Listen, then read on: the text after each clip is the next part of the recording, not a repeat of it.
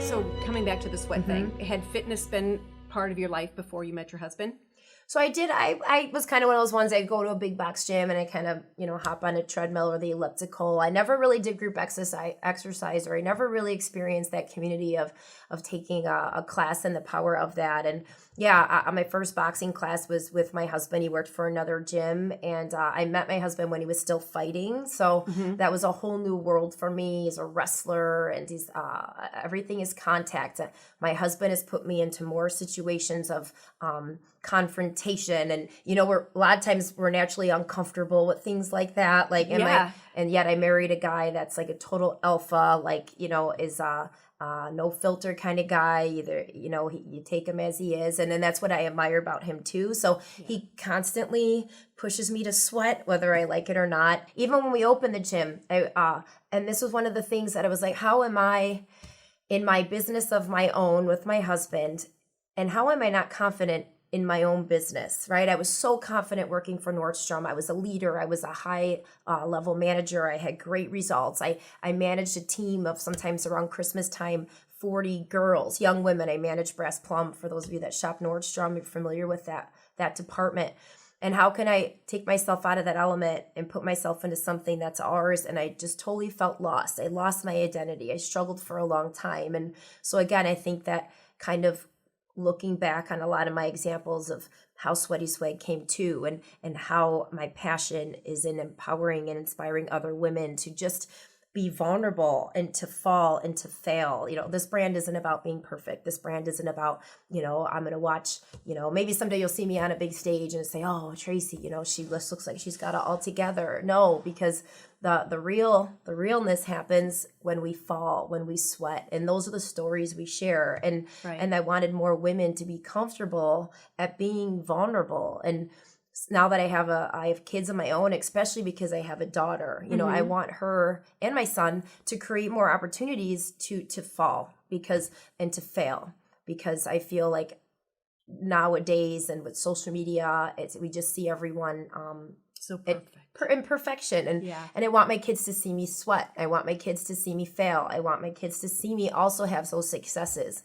And my daughter, firsthand, I've seen her confidence grow. I've seen her watch her mother have some really great wins, and she's also seen me have some falls, and that's again part of the sweat. And How the old swag. are your kids? I don't know. So Kyla's 9, and then my son is 6. Okay. Yeah. They're watching so closely. I remember, so my son's 30, my daughter's 26, and I remember going through some really rough times in my life, thinking they were unaware, and they had later come back to me and reminded me or let me know that they had seen it all. And I remember thinking, oh God, what did you think?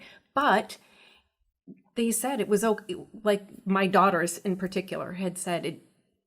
I liked it. I look back now and think my mom was strong, even when I saw you at your weakest, scared and vulnerable, all the things that we're sharing here. She said, and then seeing where you've come now, she's like, I had to see that part to see that it's just a part of life. I had to see you going through those low times. And I'd said to her, one of my favorite sayings all growing up is, all great change is preceded by chaos. And they both repeat that now, my son and my daughter. It reminds them that whenever they're going through these times in their life, that it's where we find our strength, right? Being sweaty, being scared. Mine actually does come from the actual physical part. So I've worked out my whole life. So when you had said that, when I heard life is sweaty, work it out, even on the literal sense of that, I just got it, because I thought I went through a divorce after 23 years of marriage. And even before that, when I was in athletics, I just found that physical movement and sweating and just pushing myself was almost, I felt like it had a cleansing effect of the stress that I was going through, or the emotions, sweating it out of my body from the time I was little. So that's what my first impression was when I thought Sweaty Swag, and I read your tag, like a sweaty work it out, because I thought, oh, hell yeah. There's so much truth in that, and how it does kind of parlay over into all other areas, the emotion of what sweat can bring on. What I'm standing up on stage, I was telling my husband, I'm sweating from parts of my body I didn't even know you could sweat as I'm getting ready to go on. And yet when you're done, it's the most empowering feeling in the world. It's like going up on a roller coaster and you're going up and it's slow and you're clank, clank. And I remember when I've been on them and I'm cursing, what am I doing? I hate every minute of it, screaming through it all. And you get off and you're like, let's do it again. Yes. That's kind of how I liken it to. Yes. Moving through these periods of any kind of stressors that cause us to sweat. It's just, but I also think rewarding. I also think too, and I love hearing how other people, I think, I have a tendency, I'm a talker. Corey knows that. I'm a talker, especially when it comes to something I'm passionate about. And I think sometimes I feel the need to have to explain this is what I define it as. But it's so awesome because this wasn't rehearsed. We didn't talk about this. Our first time meeting is like right now, right here, right now. And I just love that you just instantly attach to it and the tag. And like yourself, I love to speak. And if you would have ever said that, I hated speech class in high school, even in college. Like if you would say that I would create opportunities to get on a stage and speak in front of people, I would have said you're crazy.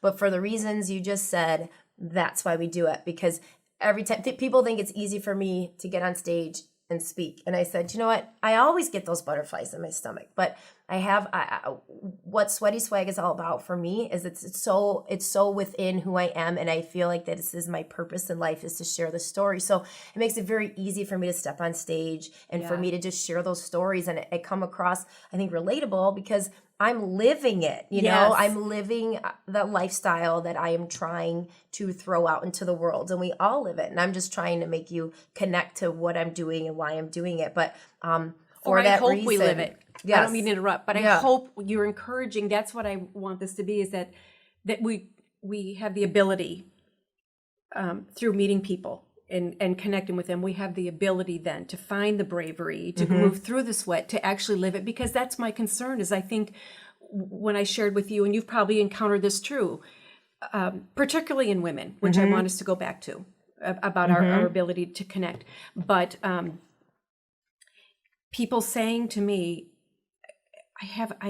I know your story. I know it's not, I don't have a birth defect, but I've got this issue or whatever their story is, that's still holding them back. So how do we let them or give them, empower them to transform, move through their fear, move through the sweat, and get to that point in their life where they're too living it, right? Because if we could just break through that fear barrier, and the way I think it is done is through these here, real life. I said to Corey beforehand, it's okay, you don't have to edit out if I get tongue-tied or I kind of lose my train of thought, because if I'm going to present myself as being real and vulnerable and figuring this all out, I'll do it in front of everybody. And that's another thing, is I think too, is going up on stage and sometimes doing this as I'm trying to find the right word and having speaking coaches say, you should edit that out or cut that out. I'm like, no, because how do we present ourselves as being real to others? Because that's where I think the connection comes. Absolutely. With what people are seeing with you in particular. She's trying to build a business. She went through all of this. She didn't shut down. She didn't quit. She was real enough and brave enough to say, I'm just going to keep going and do it. Yeah, I think, for me, again, I'm inspired. I love motivational speakers. I watch TED Talks, the big ones, the Brene Browns, the Tony Robbins. And, and as much as they share their stories, I'm still seeing them as who they are today. And so I try and share, and it's hard when you're in it. Like, it's hard when you're in that struggle of figuring it out, of how to proceed my business, but I try and share the struggle, because I think that's how we can inspire and empower other women. For me, the outlet is doing it as a clothing line, because I can't sing and I'm not an artist, but yet, my voice and my brand is how I show regular women that they can do it. Maybe it's through comedy. I happen to think I'm pretty funny too, but I don't know that I'm selling out stages on my jokes. But so I think that's where we empower other women. I want to see Brene Brown, she tells me about her stories about how she struggled and this and that, but I want to see more of maybe a Tracey Janowitz when I'm here right now, sitting here while I'm still trying to figure it out. And I have 2 kids and we're running another business and, we struggle financially still. That's like something I want people to maybe, I'm scared to say that out loud sometimes, but that's also what people need to see. And, yes, I am a 39-year-old woman that lives in the suburbs. I'm not a celebrity, but yes, I feel that I have the power to inspire and empower. And that's part of it. I believe in my abilities to do that. And yes, I struggle all the time and I can't figure it out. And there's days I want to quit, and hell, there's days I do quit, but I keep showing up and I keep sweating and I keep pushing forward because I believe that momentum, that I like that. I've never heard that. Chaos precedes all great change. All great change, because when I'm doing nonstop and I'm in momentum and I don't have time to think about it, that's when I hit a success. It's that time that I'm like in my head and, thinking about why I can't do it, whether you just do it. You just don't think, and that's when I have my biggest moments, is when I just sweat, and then all of a sudden you look back and you're like, wow. Yeah. When I was really struggling, and the tears and the struggle and the pain, like that was a moment. That was a pivotal moment for me. And so I think those are the stories. That's really very true what you said. I studied martial arts years ago, and I remember when we would have to test out, and I don't know, whatever it was, breaking boards, I think the first time. And I was so scared. And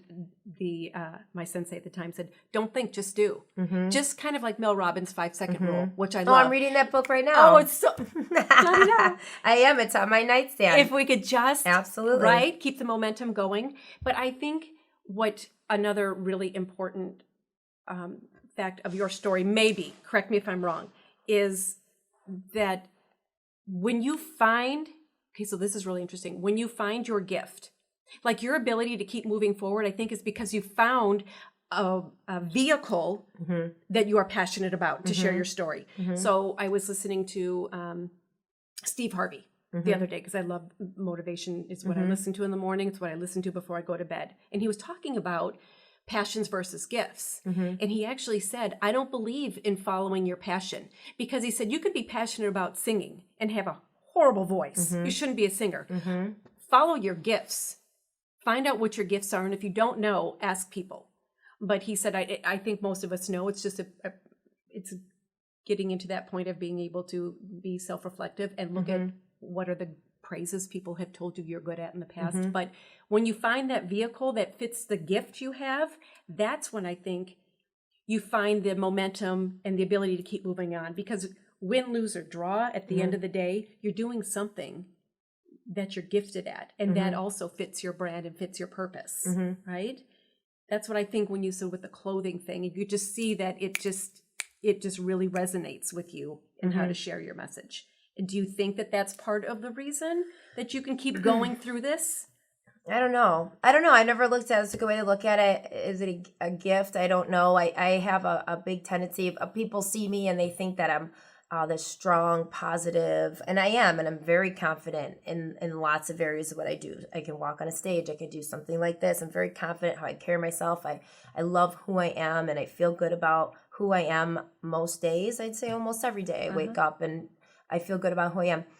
However, I get so inside my head. I know, and that's one of my downfalls, but I can recognize that and I can identify that. And I think, Sweaty Swag for me is that personal push. It's that personal drive to say, hey, you know what? Like, I'm not going to quit this. I've quit so many things in my life, or I never even started, for so much in my life. And I said, I cannot quit. I will find another way. And I sweat through it. And so for me, the brand, I don't know that's necessarily a gift. I maybe found that, holy cow, like I can really make women identify with what I'm doing with my words. And I don't think I ever thought that was a gift before, until I see how many other people struggle with being able to just step out and impromptu just give a speech and make people identify. So I guess I'm learning that, wow, this is my strength. My words can be powerful, and I can use those words to empower others to find their gift, whether it's Right. voice, whether it's singing, whether it's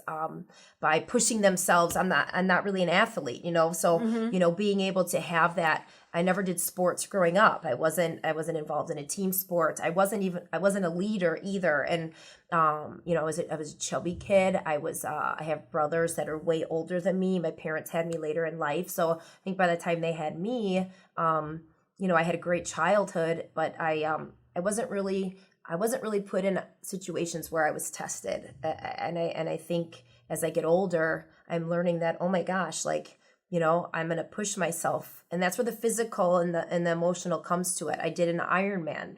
And so finishing that Ironman, and of course I did it to not win it, I did it to finish it. And I never felt stronger than crossing that finish line. And that's right when I really started with the clothing, was say, I'm going to finish this Ironman. I did a half Ironman for those that do Ironmans. It wasn't a full, it was a half, but that was 70.3 miles. I've never done anything like that in my life, of swim, bike, and run, and crossed that line 7-8 hours later. And I just felt amazing. I wore that shirt, the Ironman shirt, for probably a good month, to the point where my family was laughing at me like, oh my gosh, Mom, are you ever going to take that shirt off? And so that shirt meant so much to me. And it was just a t-shirt, but because of what I did to earn that shirt. And that's how I want women to wear my clothes. I want women to wear my brand proudly, whether it's a Sweaty Swag or the tag or one of my messages. And I just want them to understand that and to get that, this is Sweaty Swag. I know what this brand stands for. I am going to sweat more when I'm in this shirt.